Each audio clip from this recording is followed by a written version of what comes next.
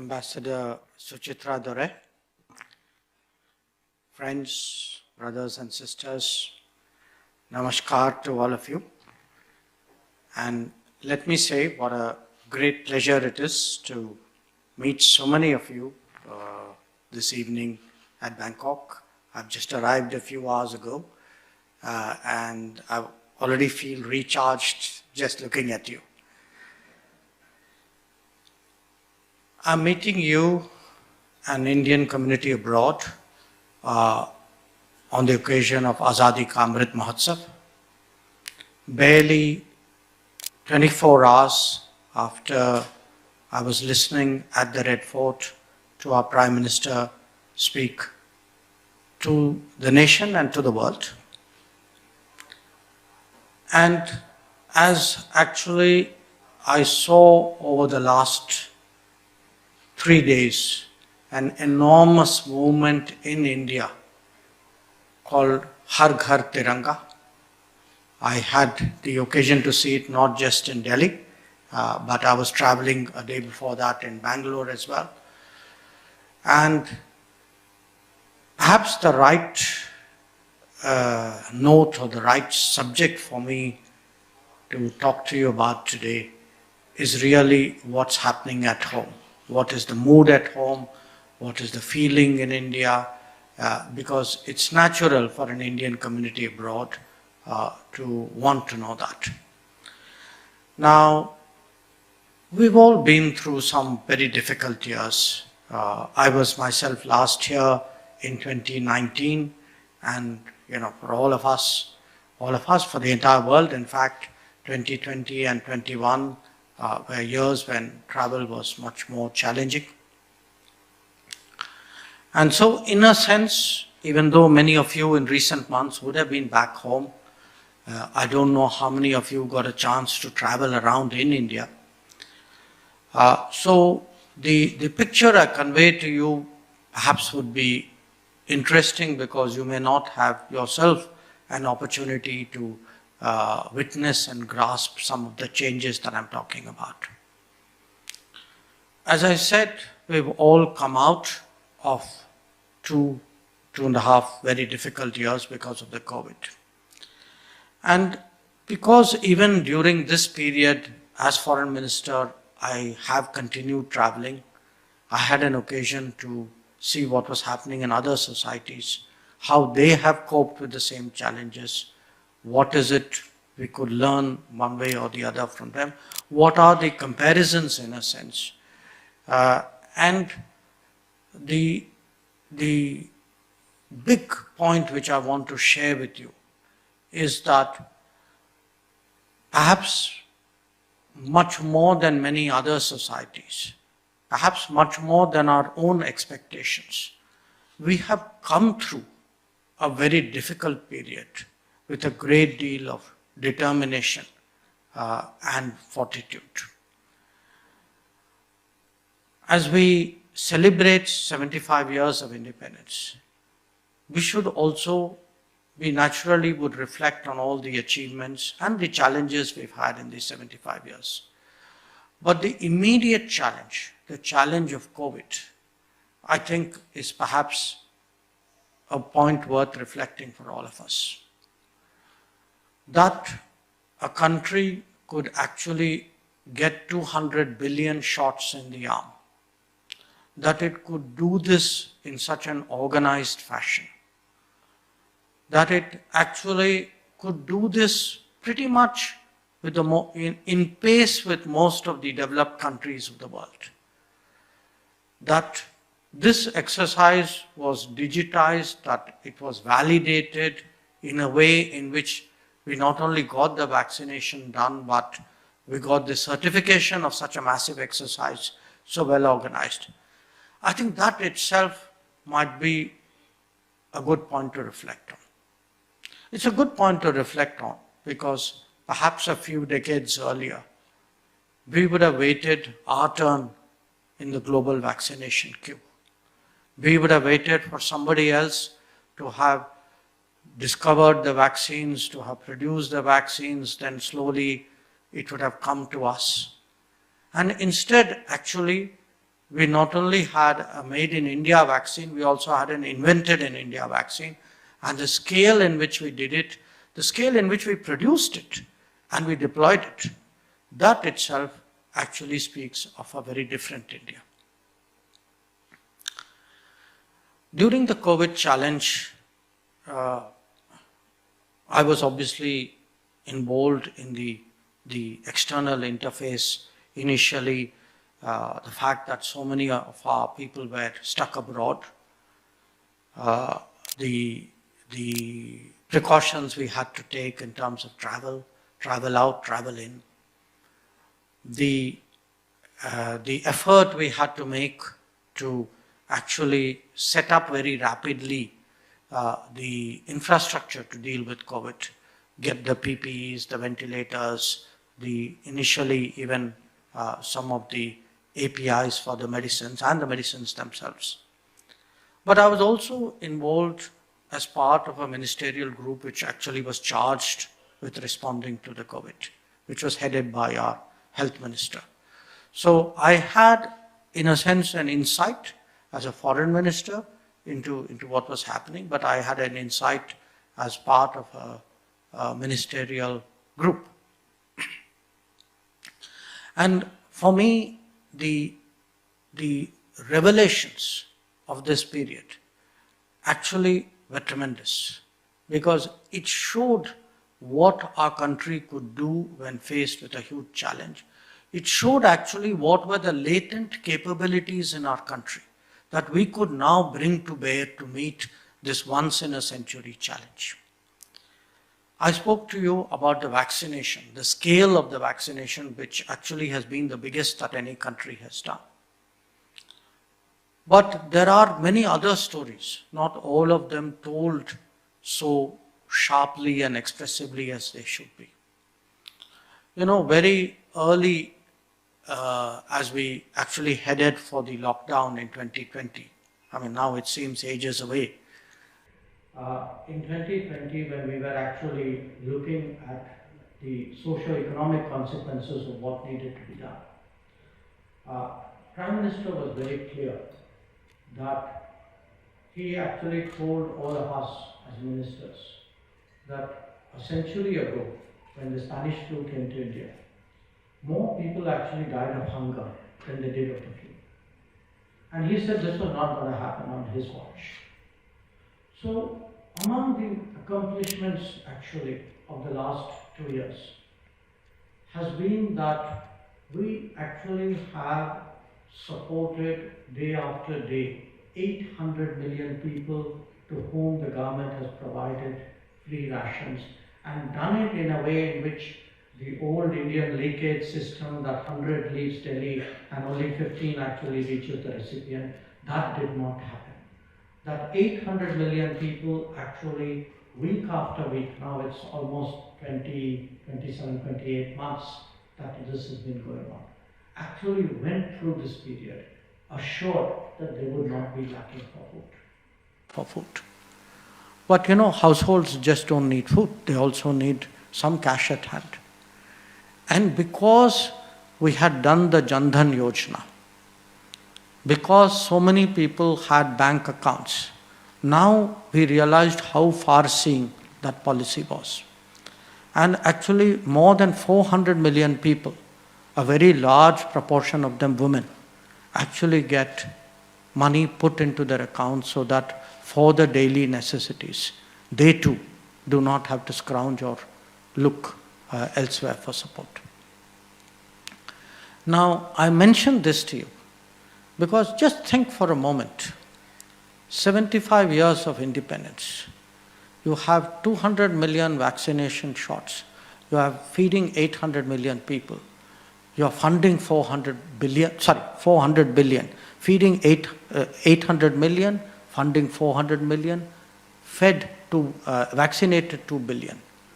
Look at the scale of this and ask yourself, what is the India that has made this possible? And that, to my mind, these numbers, 2 billion, 800 million, 400 million, this is the transformation of India that is underway, and that is the country which I would like all of you living abroad to actually grasp and appreciate.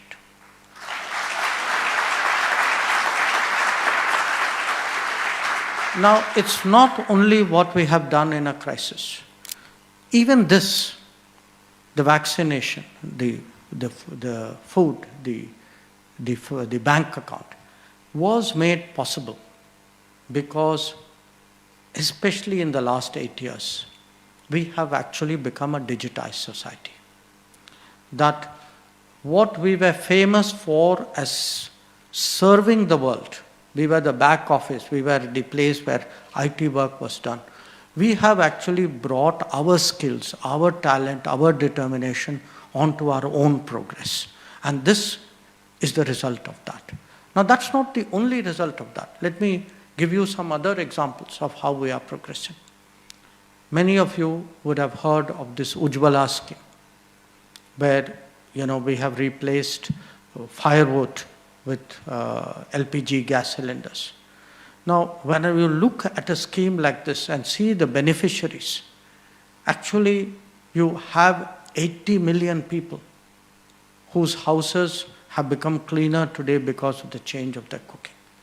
When we look, there is a program today to connect every house to tap water.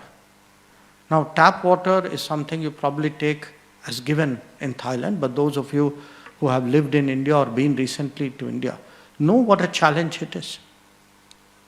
You also know what a challenge it is to connect every household to an electricity connection. In fact, you know what a challenge it is for people to even have houses. Now, today the big programs which are changing India are to connect every house to power, to connect every house, or Har Ghar Jal. So, every house to connect them to tap water. To make sure actually there is home ownership. There is a big Pradhan Mantri Awas Yojana, both in the rural areas and the urban areas, to actually finance building of houses. But these are also difficult times. So it's not enough to only provide a safety net, even though historically, at least in recent times, our country did not have a safety net. So while we were erecting a safety net for society, we were also addressing many of the immediate consequences of the COVID. And some of those consequences were consequences of employment, of financial viability, of resources. So you actually have big schemes today, schemes from the vendor on the street who has a scheme called Swanidhi, which gives him or her unsecured loans to do their business, to small and medium enterprises. Small and medium enterprises, their value to employment and to social stability have actually become fully recognized in this period. Along with this, exhortation to business to make in India. But to make in India, it is our responsibility as a government to make it easier to do business in India. So when today there is, I present to you a picture of an India which has come through this COVID period, obviously like everybody else. We have been scarred, we have felt the pain. There is barely a family I know which has not lost someone or where people haven't had COVID. So I in no way minimize the trials and tribulations which society went through. But the sense I wish to convey to you is that this Agni Pariksha, we have actually come through it. We have come through it actually with a great deal of learning, with new capabilities, with a strong confidence, with a sense that as a country, as a society, as a people, we have the ability to deal with such challenges. And not just deal with such challenges in a survivable mode, but to deal with it in a way in which we are once again coming back to our high growth trajectory. We will be the fastest growing major economy this year and probably in the foreseeable future. We dealt even with the COVID because a lot of big economies actually, in a sense, threw money at the COVID problem, especially in the initial phases. We have actually followed a far more fiscally prudent policy. That it is a policy where we ensured social stability, we ensured that the weak, vulnerable, the disturbed, those who lost their jobs, they were secured.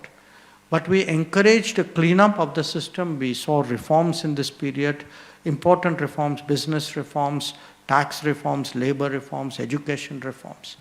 So we have actually used this period well. And it's very interesting that the first year that we have come out of the COVID, we have actually posted the largest ever exports in our history. And that actually tells us, I mean, we are not, a lot of countries today, if you read a newspaper, would say, we are back to pre-COVID levels. That is for us now history.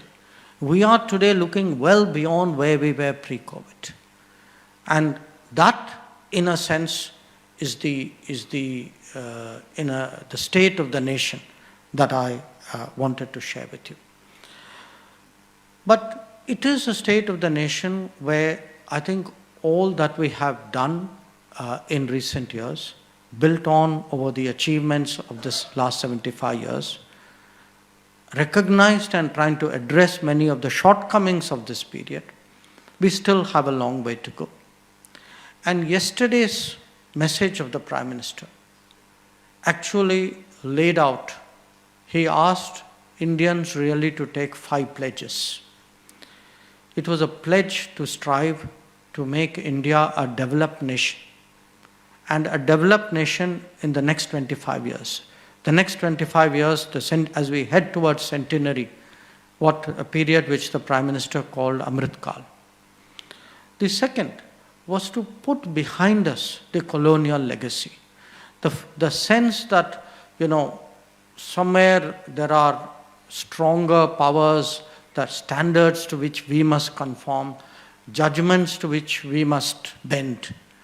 That he actually urged a kind of an awakening of a spirit of self-confidence. And after 75 years of independence, actually firmly putting that colonial period behind us. The third one, related to it, was he called for all of us to display greater pride in our heritage and tradition. That our culture, our cuisine, our language, our way of life. And our way of life, it is not just in a cultural sense we are talking about.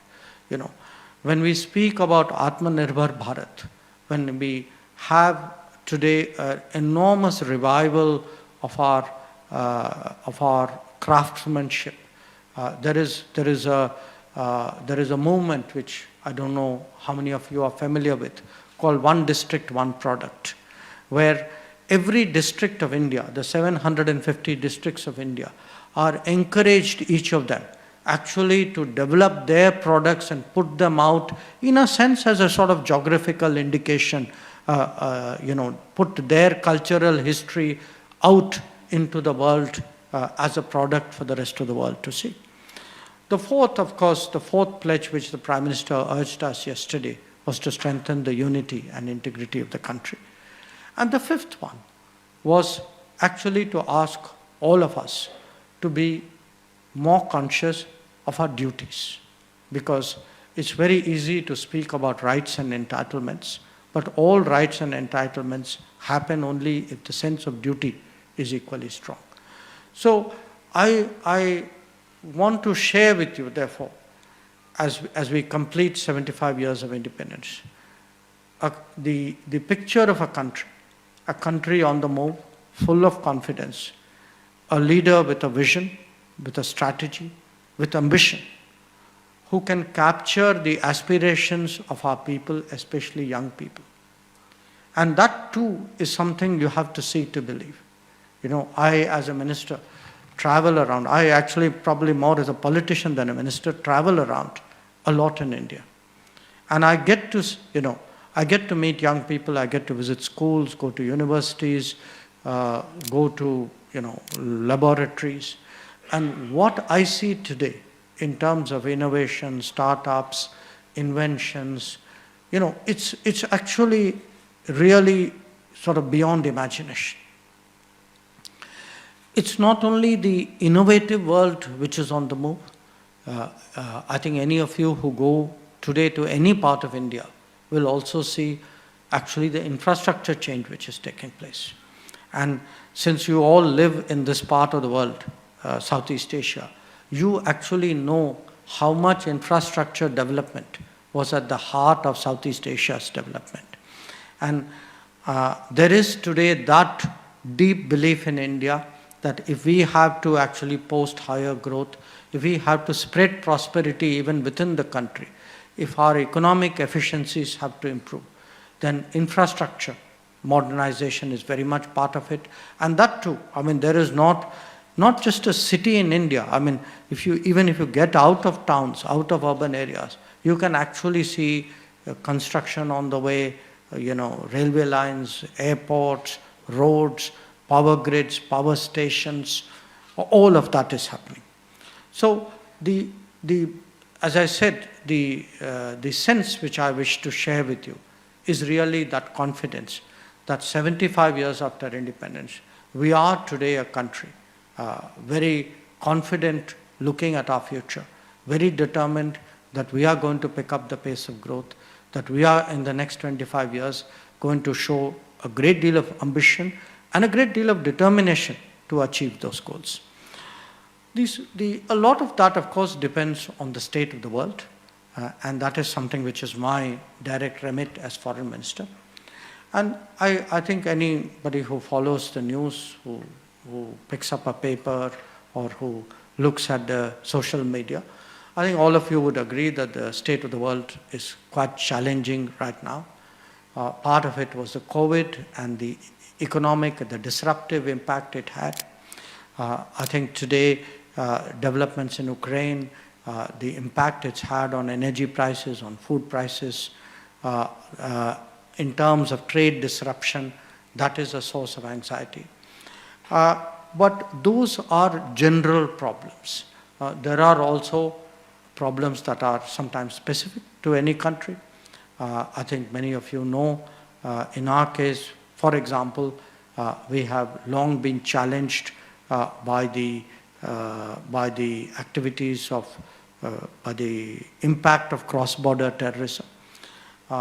Last 2 years, we've also had a challenging situation in our northern borders, where our armed forces are deployed to protect our lands against a situation that was really something which went against understandings that we had with our northern neighbor, China.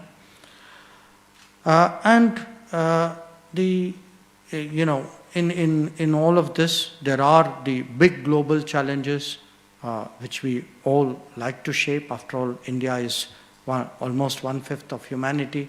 So the future of the planet, whether it's the impact on us or whether it is the contribution that we can make. So it could be climate change, it could be pandemics, it could be maritime security. There are a whole host of issues out there.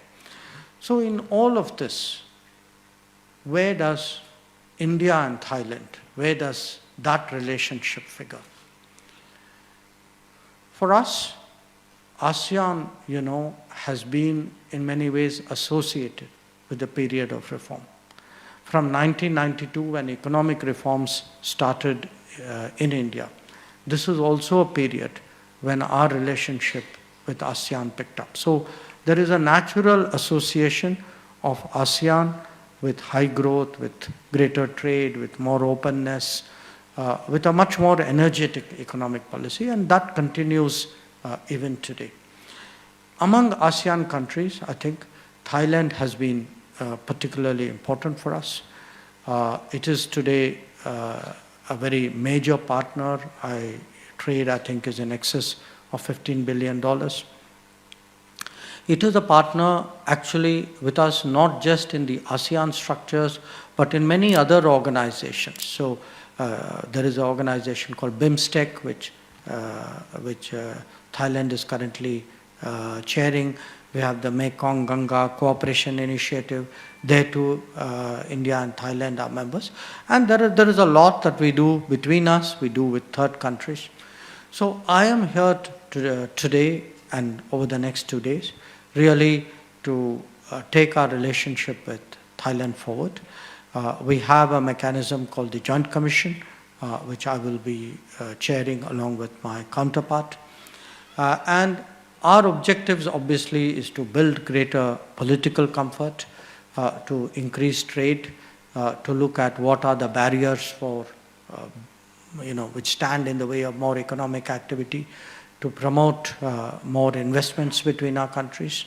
And we've seen again some notable developments there, to make it easier for people to travel between the two countries. So our job in a way is is a promotional job. It's partly a marketing job as well, but to really see how we take the relationship forward.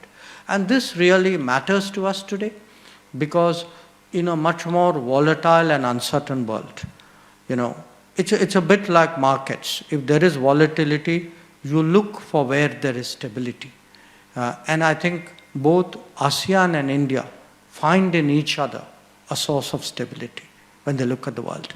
So for us, this relationship in turbulent times will actually count even more than it does.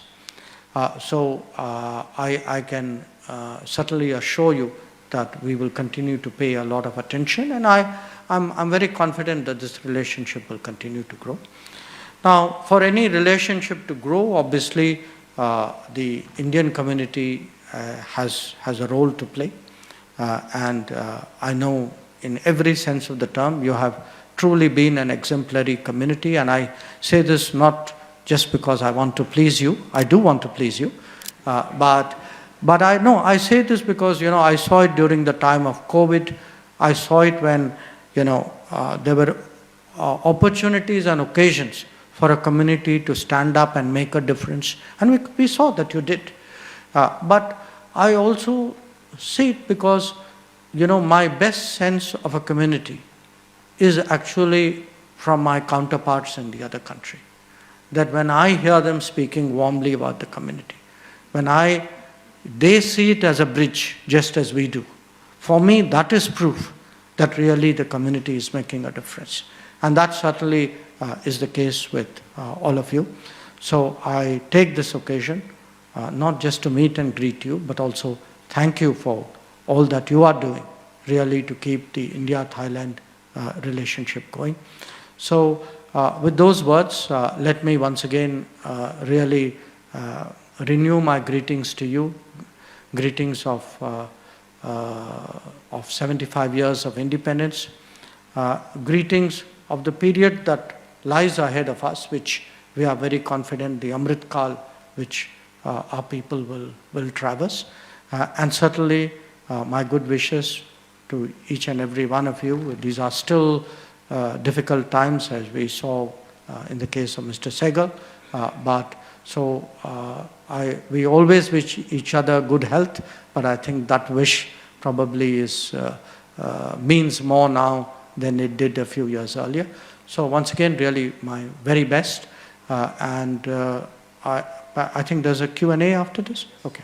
So if there are issues which you would like to inform me about, or, in some way there are issues you would like me to address which I have not done in my remarks, I'd be very happy to do so. Thank you. Thank you, Minister Jaishankar. Thank you. So we're now heading to the Q&A sessions. So I would like for the team to remove the podium and maybe bring the couch on the stage, and Ambassador Suchitra could also join Minister on the stage. Okay. Yes. So Councillor Ashwin Kotnis will help moderate the Q&A session. So, and we'll be running around the room to give you the microphone. So get your questions ready, and let's give it to Councillor Ashwin. Please give him a big round of applause. Thank you, Varun. While the minister is having a glass of water, I'd just like to inform, sir, that when we started this, we started with a different hall. Then we got so much of requests that we added some chairs to that hall. Didn't suffice, and we ended up. So I'll speak from here. Yes. And then we had to take up this bigger hall, and then here too we had to add some more chairs, and the requests kept coming till the end. The full hall is a proof of how much the Indian community in Thailand wants to listen to you. And may I, with your permission, open the floor. We have a couple of mics going. Yes, and you can just raise your hands. May I please request you to be very brief with your questions, because we would like to add as many questions as possible. And may I also request you to please introduce yourselves when you ask a question. I think I see Mr. Saraf asking a question, please. Namaste, sir. My name is Sushil Saraf. I'm Pravasi Bharatiya awardee, and I met you in 2016 with the Sushma Swaraji in Delhi. My question is that you are saying that you have to go away with the colonial rule or era. So still in the where the British ruled, the Commonwealth, where still the embassy, India doesn't have an embassy. There is a consulate, High Commission. So why we can't, start with the embassy itself rather than High Commission? In a sense, what happened in the case of the, just so that everybody understands, with all other countries, we have an embassy, like we have in Thailand. But with the UK and with countries which were part of the British Empire, it's called a High Commission. So, as I understood your question, you're really asking me why are you continuing to call it a High Commission? Why don't you call it? Look, the answer is this. When we say that put behind a colonial mentality, mindset, it is not that therefore don't have links with the UK, break your ties. Because that call was made after independence, when the feeling in the country was, let's have a relationship with the UK of a different kind. Okay. Now, what has happened since then is a lot of other countries, because remember, we were the first to get independence, a lot of other countries also got their freedom. So this has become, in a sense, a larger association. It is not an association of the UK and everybody else. These, I think there are about 54 countries, if my memory serves me right. These 50 plus countries today have an association, and it's a very useful association because it spans the entire world. All the continents are covered. And often it gives us a connect. Now the connect may have come from the British era. Say, I have today, using the Commonwealth, a connect with the Caribbean. I have a connect with islands of the Pacific Islands. So I think today the utility of these connections have kept the system going. When Prime Minister asked to put the colonial mindset behind us, what he meant was not something as literal as your question would suggest. I think he meant that sense that this feeling that somewhere we needed the approval of other people, that there were people who set standards. They will decide whether this is right or wrong. They will decide whether this is good or bad. They will decide what are the norms and standards and the values, and that we will tend to somewhere defer to that, which we should not be doing at this stage. So it was really an exhortation to display greater national self-confidence. And I think if you look at that, frankly, I can't think of a more self-confident statement than the Prime Minister himself. You just have to see him stand on a stage, and I think that itself radiates national self-confidence. But it is something which should be systemic. That I think was his message. Thank you. I'll take somebody from the back rows first. Amit. Dinesh, could you give the mic here to the gentleman?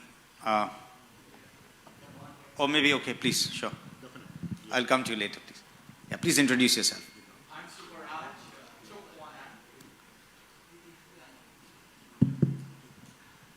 Hi, I'm Superaj Chokwanan. It's a real pleasure and a privilege to meet you, Your Excellency Dr. Jaishankar. You are truly a legend and a rock star in the world platform, because when you speak, the world listens to you and the world follows India. My question, please give him a big ovation. He's truly a star.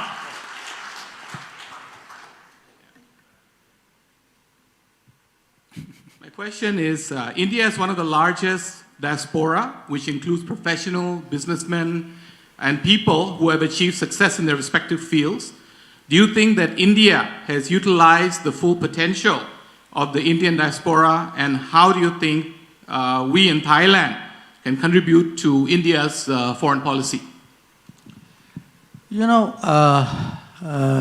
I somehow am not comfortable with the way you said utilize the full potential. That sounds very transactional. I don't think anybody would dispute in this room. The connection between diaspora and India is emotional. I don't think it's transactional. Now, the question, look, at the end of the day, as I said, I mean, even these last few years have demonstrated that in this period, when Indians or people of Indian origin were in difficulty, India showed that it stood by them. And when India was in difficulty, remember 2021 summer, okay? 2021 summer, India going through the Delta wave, and the tremendous period of stress when really the case load went up so much and the fatalities went up. And at that stage, the way the Indian community, the Indian diaspora stood up, I mean, it was frankly magnificent. I mean, there's no other word to describe it. I mean, what people did, the hours they put in, the effort they did, the personal cost they undertook in doing all of that. So, the real issue is, in this very complicated world, how does one nurture this emotional bond? It's not something which is so self-evident, because if you actually look at many countries whose citizens or people left their shores, not all of them honestly have kept up that same linkage with their motherland, as has happened in the case of India. It's a very complicated reason, I mean, why that has happened, why it hasn't happened to others. But I want to say this to you, where India is concerned, and certainly this sense is much stronger today, in today's India. It is also a sense which has been very strongly driven by Prime Minister Narendra Modi. That, if there are Indians, if it involves an Indian, it is something. We are very respectful of international law. We know, there are people who take up citizenship abroad, and we naturally recognize all that. But I still remember this line of his in Wembley, where he said, "Ye passport ka rishta nahi hai, ye khoon ka rishta hai."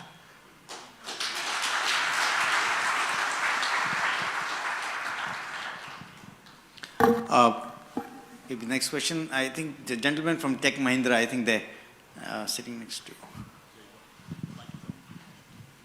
Very good evening, sir. Your Excellency, Dr. Jaishankar. My name is Chandan Suryavanshi. On behalf of IT sector community and professionals, I would like to extend our warm welcome to you.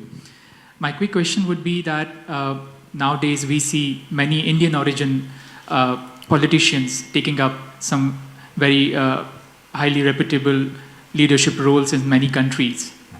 As you've been leading the way, taking care of external affairs, and we really appreciate the way you have been supporting Indian community all over the world. How do you see their opinion, as leaders from Indian origin towards India, and promoting our policies and providing support to the initiatives taken by India in other countries, sir? Thank you. You know, there is a natural pride in any society. If someone from that society does well in any walk of life abroad, okay? It need not be only in politics, it could be, no, please sit down. It need not be only in politics, it could be in other areas as well. But at the same time, and I stress this, it's very important for us in India to be respectful of other societies, their norms, their laws, their culture, their etiquette. Because if somebody is doing well in another society, they are doing well because they have become leaders of that society. And it's important we are sensitive to that. So for us, I think yes, there is a sense of pride. Yes, it's something. Certainly, we would hope that I give you an example. I mean, we have a prime minister in Portugal who's of Indian origin. Both his parents were Indian, and he actually has an OCI card. Now he's a Portuguese prime minister. Obviously a leader of Portugal, and someone who will obviously be guided by their interests, but he has a sentiment for us, he has an understanding of us, and in that sense, he has actually helped to build a relationship between India and Portugal. So that has happened. But as I said, these are, in a sense, areas where one has to respond with a degree of understanding and sensitivity. Thank you, sir. Maybe a lady somewhere? I think, Beena, do you want to ask a question? Yeah. Thank you, sir. I am Beena Hora, a director of IDCC, of the current committee. And my question is related to the investment in India. With the ease of doing business and single window clearance often touted, what concrete steps has your government in the last 8 years taken to attract diaspora investment to India? When you do ease of doing business, it's ease of doing business for everybody. I mean, what we can do and which we try to do is to enthuse the diaspora more. Encourage the diaspora to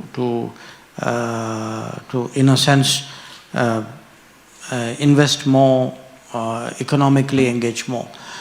The factors that largely guide people are actually less diaspora specific policies. They are much more the lay of the land. I spoke, for example, of infrastructure modernization. Now, we have to ensure if the infrastructure is better performing, people will come. If they don't, even if you are diaspora, you're not necessarily going to invest there with suboptimal infrastructure just because you are diaspora. So, if you look at the last 8 years, I would say the investment numbers itself make a fairly strong case. There are ease of doing business surveys, including by the World Bank. Our numbers have obviously improved very significantly. And a lot of it, quite honestly, is when you actually go on the ground. Sometimes you hear something and you go on the ground. Now, go on the ground can either kind of depress you a bit or can elevate you. Now, most of the time, and I have some exposure, though I've been in government most of my life, except about a year when I was in business.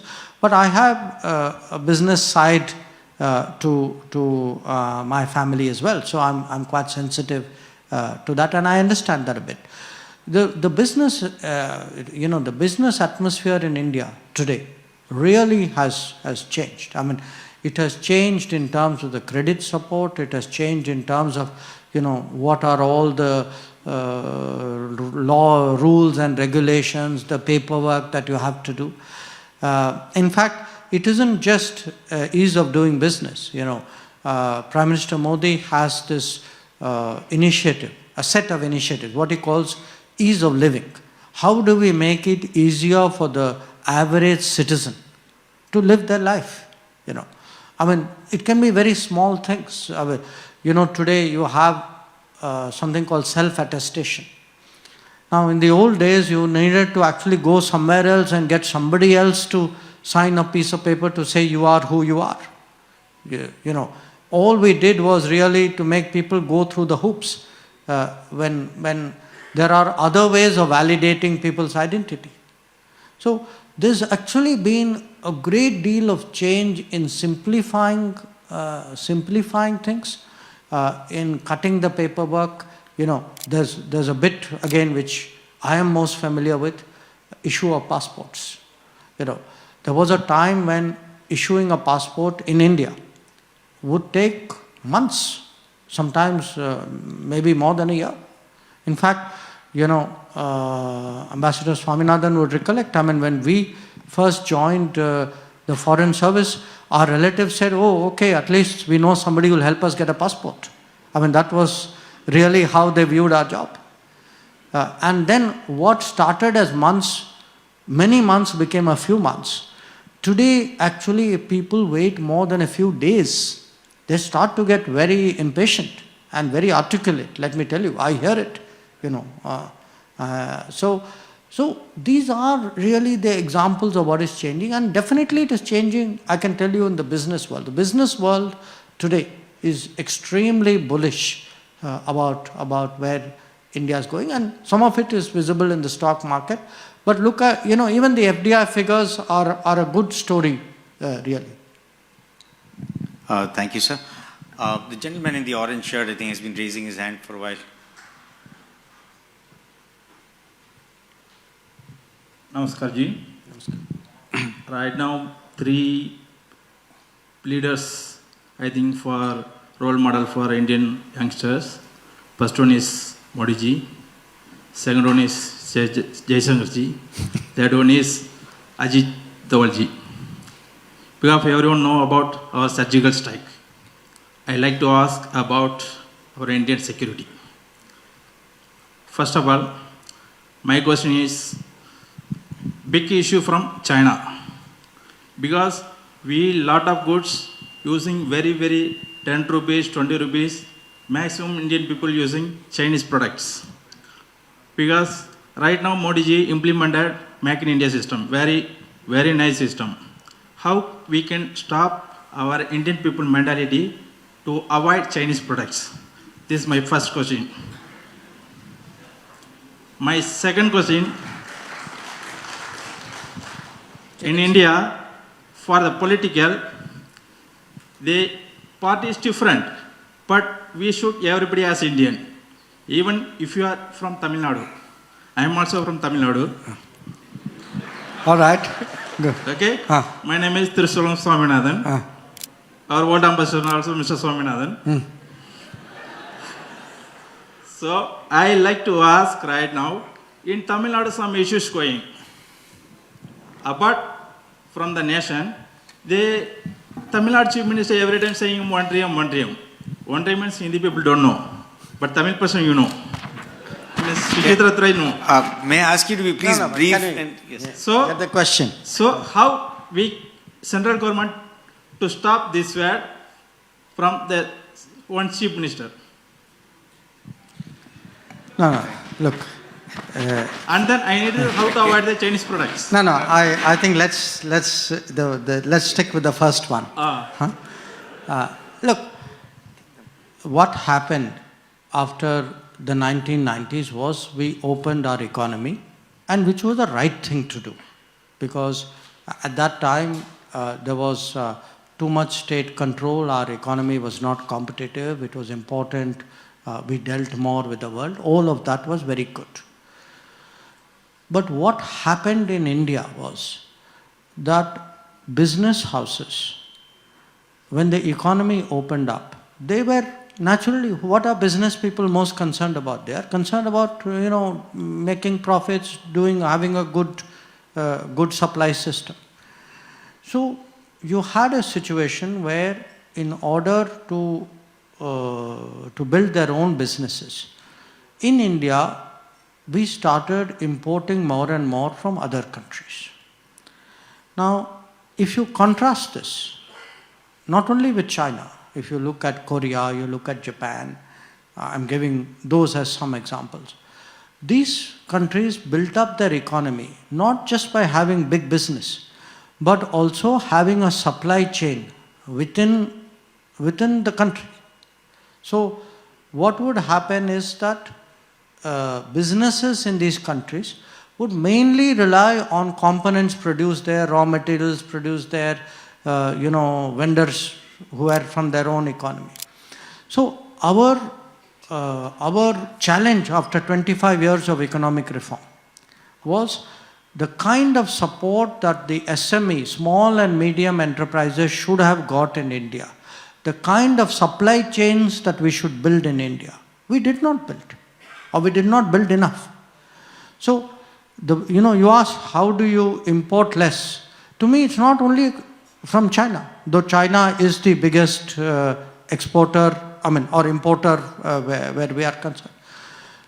You have to give people an alternative. It will happen when there are good Indian products which are available, competitive, and this is possible. The entire, what is Atmanirbhar Bharat about? You asked this colonial mentality question.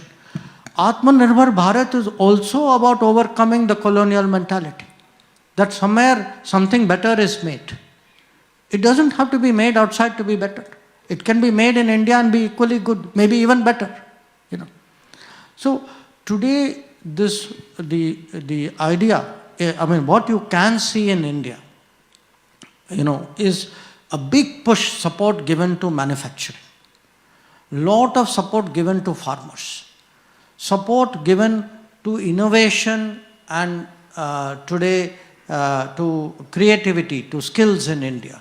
Unless we do all of this, because actually our manufacturing for our state of economy, the percentage of manufacturing economy is very low. It should not be that number. It should be at least 10% more than where it is today. And that Modi ji is trying to change.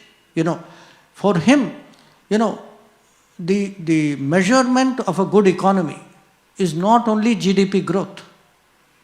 We had good GDP growth for 30 years. Measurement of a good economy is also employment growth.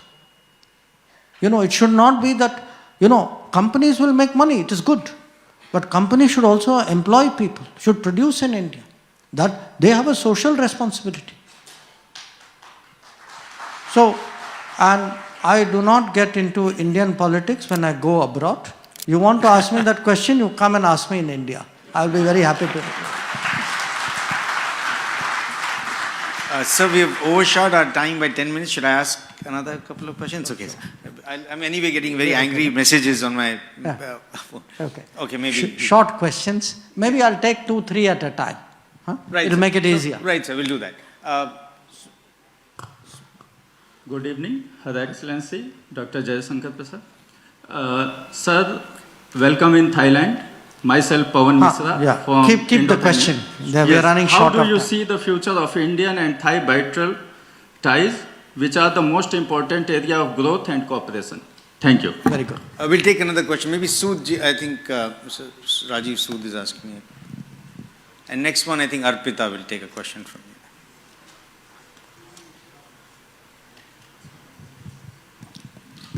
you.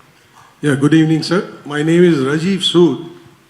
I was fascinated to see one of your interviews in Europe when they had questioned that India is buying oil and gas, and you replied them that we buy probably one night worth of oil which Europe is buying. My question to you is, how do you see our relationship, since India has been buying oil from Russia, or how do you see our relationship developing with United States in the near future? I was talking to a banker the other day. Can you keep it short if you don't mind? Yeah. Just one. Yeah. I was talking to a banker the other day, and he was telling me, be careful. Moody's and all will be downgrading the banks in the future. How do you see that relationship happening? Thank you so much. Shall we go for another one, sir? Arpita, I think there you were, yeah.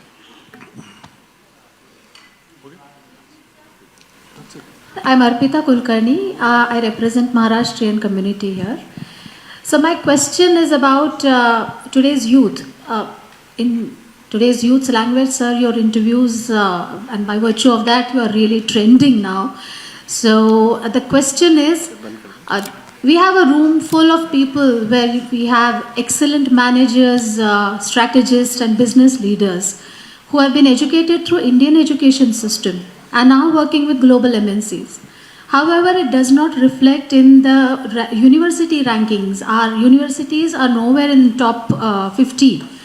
So, in this Amrit Kal, what is India doing so that diaspora youth, not only diaspora youth but global youth, will come to be, Indian universities will be attractive to them?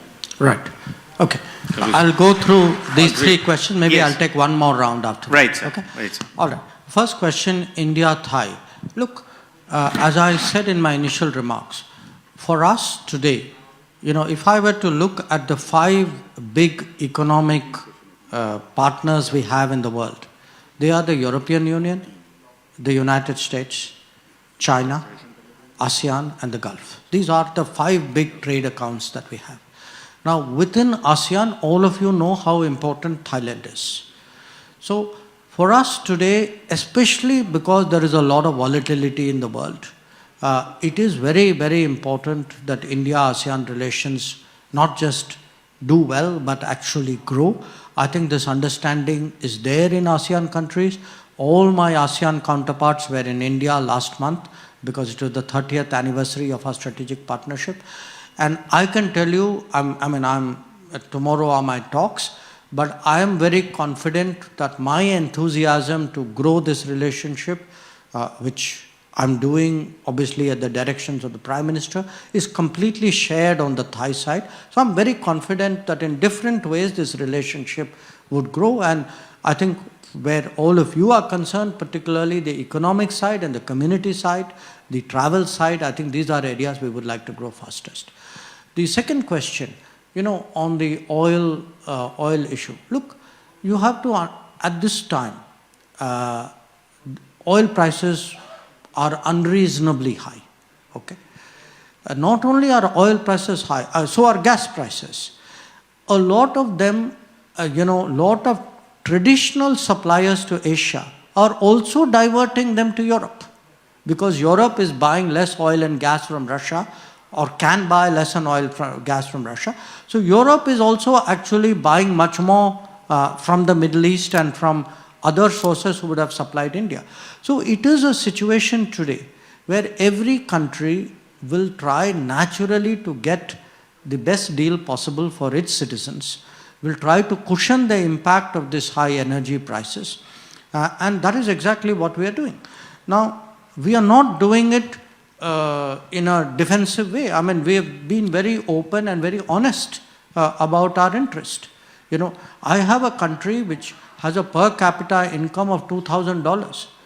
These are not people who can afford higher energy prices. It is my obligation, my moral duty to actually ensure that I get them the best deal that I can from the world. And I think once you lay it out very openly and honestly, I think people accept it. They may not always appreciate it, but once you have it is there, and you're not trying to be too clever about it. You actually have laid out your interests in a very direct manner.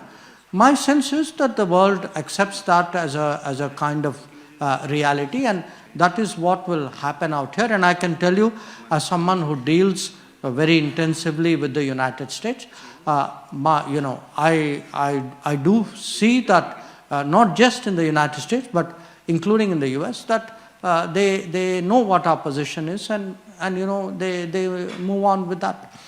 The third issue, the university issue, is a good issue. We are very conscious that Indian universities need an upgrade, a massive upgrade.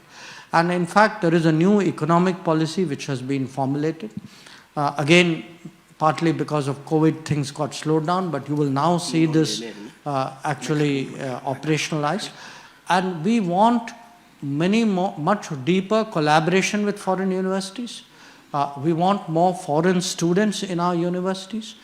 We definitely want our universities to be up there in the top universities of the world. That is, I'm giving you a slightly different examples. If you see sports, once there was a determination in the country that we must do better at sports, we must support our sports people, we must give them the facilities. You've already seen in the last few years, really, the non-cricket sports, how much they have actually taken off in the country. Now, we would like to see that happen in education, that we would, and I can tell you there is a policy, and the education minister, who's really very, very dynamic, he's actually working on how to make all of this happen. So you are going to see very big changes in that space, changes for the better. Thank you so much, sir. 3 more questions. We are just about to, and please be very, very brief. We've overshot our time immediately. Okay, maybe first question by Mr. Poonam. 3 more we can.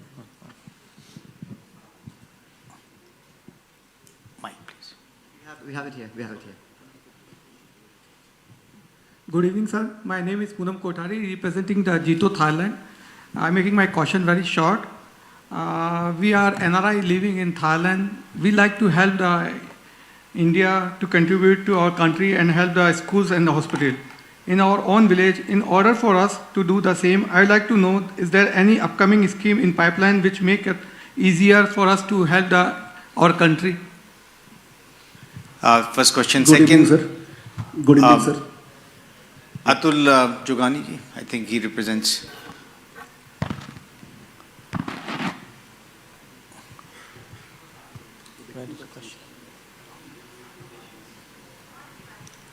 Good evening. Sir, you are going to have a trade as one of the agenda tomorrow in your joint commission. I am Atul Jogani, Vice President of India-Thailand Diamond and Colorstone Association. I'm going to ask a question related to my industry. Sir, my question is that India, we already have a FTA with India, and the trade plays a very important in building relations. Due to certain reason, it is still on the books, but it is not working. So, would you look into this, sir, that our Indian and Thai counter brothers can work and grow the business between 2 countries? So I would humbly request you to look into this matter, sir. Maybe the lady there. Good evening, sir. This is Jaishankar from Bengal Association of Thailand. I feel pride and honor and privilege that I share a majority part of my name very similar to a very, respected and honorable person of India. Coming to my question state, sir. As Honorable Prime Minister Adarniya Shri Narendra Modi ji wants Atmanirbhar Bharat, a self-reliant India, which you have also spoken in your speech, sir. How do you think Thailand, being a neighboring country, can support and help in that dream, sir? Should we end it, sir? You said there was one lady who raised her hand, so I'd like to conclude with that. My name is Rosita Pol. I'm 16 years old.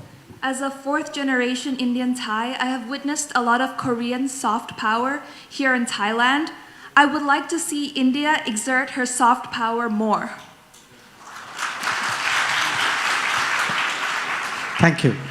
I'm so glad I asked the last one. Say it ended on a good note. Look, the first one, what can you do to contribute more? What are the channels for contributing more?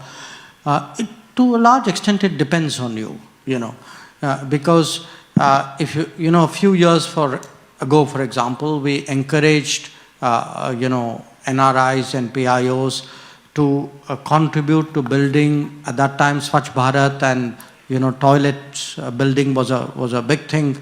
So we asked people saying, look, if you want to make a difference at your home, that's a good thing to do. It keeps changing because, campaigns come. Actually, today, it's quite amazing how they take off, how fast they move. Right now, for example, one of the goals that the Prime Minister has set, all of you know that in India, we have a big problem with water. We have a problem with water, not just getting water into our homes through pipes. We have a problem with the water table, that everywhere in India, water tables are falling. And because of the usage or over-usage or the misusage of water. Now, Prime Minister's, one of Modi ji's big ideas for the Azadi Ka Amrit Mahotsav, he said we have 750 districts in India. In each district, he urged people to make at least 75 ponds or reservoirs of water storage. So if you add 750 multiplied by 75, you actually, and he said it has to be done in 1 year. Okay. So we actually, as a result of this campaign, are going to have across the country 50,000 new storages of water. Now, all of these are being done through community efforts. Okay. I mean, for example, I'm a member of parliament from Gujarat. In the district that I look after, there are some which companies have done. There are some which NRIs have done from outside. They need not physically come there, but they have asked their village in the panchayat to get it done. But I'm citing this to you as an example. So what I would urge is, if everybody in some way contributes, it can be your home place, it need not be your place, it could be in health, it could be in water, it could be in education. There is so much that needs to be done. And every bit actually makes a difference. So I would say, look, depends on the time, look, I don't know specifically where you come from, look, ask people around, what will make a difference to you? And whatever makes a difference, I would actually urge you to actually find a way of associating yourself with that. The second issue, the FTA, I have tomorrow actually a set of issues relating to the working of the FTA. Every FTA will have problems. There are areas where we are not getting the market access that we feel is rightfully due to us. It is quite possible the Thai side also has some concerns. So one of the things which we will do is really sit down and say, okay, these are, I think, the problems, so I'm sure they will have their version of it. But our job is to make it easier for people to do business. We want people to do more business, and certainly, making an FTA work more smoothly is part of that. The third bit was the Atmanirbhar Bharat and how can Thailand contribute to it. Look, Thailand, and it can be Thailand, but it can also be Indians or PIOs, NRIs living in Thailand. For us, if there are investments out of Thailand, we've just, for example, had a big one recently. If there are investments out of Thailand in India, and there are very good reasons, we have today, in fact, an entire program called PLI, Production Linked Incentive. If you are to set up a factory, a new manufacturing capacity, there are 18 domains which have been designated, which by the way includes even textiles. So textiles, electronics, chemicals of various kinds. So in these 18 domains, if you set up a manufacturing unit which creates a new capacity, then you bid for incentives which you can get because you are now adding to the capacity and supplying the Indian domestic market more efficiently. So one part of it is really through investment. But the other part of it is also through shorter supply chains, because one of the problems we saw in COVID, if all of us are dependent on a single country and something goes wrong with that single country, and we did have problems with that single country in 2020, then your entire production line comes to a halt. So all of us need some kind of insurance today. We need multiple suppliers, and we need shorter supply chains because sometimes the logistics itself got disrupted. So there are different ways by which Thailand can contribute to a more Atmanirbhar Bharat, and that too is something that I would be discussing. Finally, the last question on the soft power. You know, it's interesting. It depends on where you go in the world.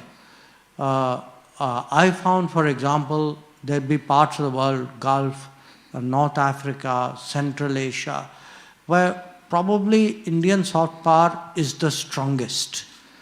You know, culturally people identify more readily. But it depends, you know, which aspect. You know, one part when people speak of culture, of soft power, and I think that's what you had in mind too. I mean, say the K-pop and all those wonderful bands that, you know, they came out with, or the TV serials that they have done. I think it's been phenomenal. I think there are things which all of us can learn from it. But, you know, it has to happen. It's a very societal driven activity. The beauty of soft power is it is soft because it is not driven by the government. It reflects the creative urges of society. Certainly the government can kind of give an enabling mode. And one very successful example of this is actually International Day of Yoga. You know, think about it. I mean, till 2014, it was not that people didn't do yoga abroad.